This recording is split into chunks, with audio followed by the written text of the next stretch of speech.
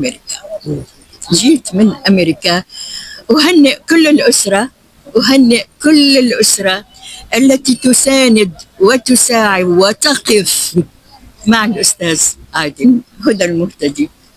تعرفت لكبار نجوم الفن السابع بالفعل، وكنت مدعوة لحضور مهرجان القاهرة السينمائي الدولي كل سنة مع أكيد برنامجي، مع المخرج، مع المصور، مع المنسق للقاءات، وأيضا عن طريق مهرجان القاهرة السينمائي الدولي انتقلت بالتزامن مع مهرجان تونس قرطاج، مهرجان قرطاج.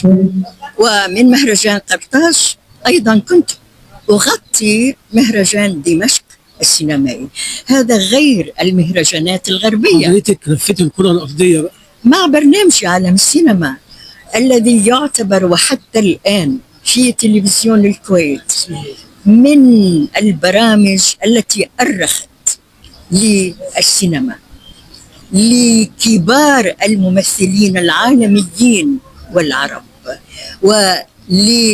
وللأفلام الكلاسيكية في هوليوود، في إيطاليا، في فرنسا. طبعا قدمت هذا البرنامج لأكثر من ربع قرن، ومع تقدمي في العمر طبعا وصلت لسن لسه صغيرة. قد تسأل عن هدى الشاعرة. أنا أعتز بلقبي الإعلامية لأنني تعبت وأنا أرتقي لأكون إعلامية، إذاعة وتلفزيون وصحافة. أنا كان عندي زاوية في مجلة اليقظة الكويتية الأسبوعية، كانت تصدر يوم الأربعاء، كانت تحت عنوان العالم أنت وأنا. أقسم كانت تصلني رسائل بالشولات على عنوان بريدي وعنوان مجلة اليقظة الأسبوعية. مجهود محترم من حضرتك يا فندم. فعشقي للغة العربية، أنا درستني الشاعرة العراقية نازك الملائكة، أنا درستني لغة عربية، ودرسني أيضا الدكتور العلامة المصري شوقي ضيف. ومن هنا حبي للغة العربية.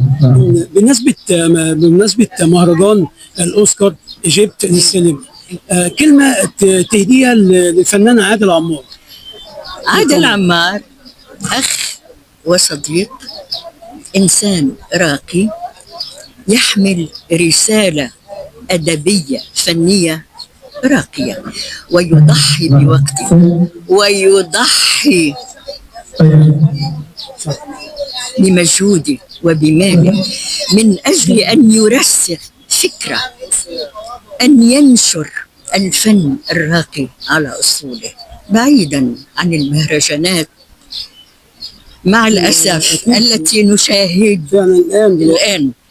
إذن هو يحمل رسالة، وعندما يكون الإنسان صاحب رسالة ويؤديها على أكمل وجه فإنني أرفع القبعة له تكريما.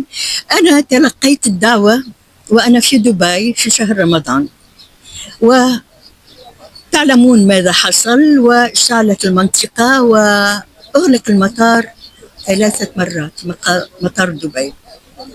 تلقيت الدعوة من الأستاذ عادل واعتذرت، كلمت تليفونيا أستاذ عادل أنا موجودة ومش عارفة أروح فين، أطير فين، أرجع أمريكا، أحضر للقاهرة، فاعذرني هذه الفترة. من حسن حظي أن المهرجان تأجل، وعدت وفكرت المنطقة ما تزال مشتعلة وأنا وحيدة، أولادي بنت في فانكوفر وبنت في دبي وابن واثنين أولادي في أمريكا. هل أخاطر وأسافر عبر المحيطات والأنهار؟ هي المنطقة مشتعلة بوجود حضرتك يا فندم، ولكن إكراما للأستاذ عادل ولاتصاله وإصراري على أن أحضر، والله جيت من أمريكا، جيت من أمريكا. أهنئ كل الأسرة، أهنئ كل الأسرة التي تساند وتساعد وتقف مع الأستاذ عادل. شكرا لكم. بالتوفيق والنجاح دايما ان شاء الله يا فندم. خلي لي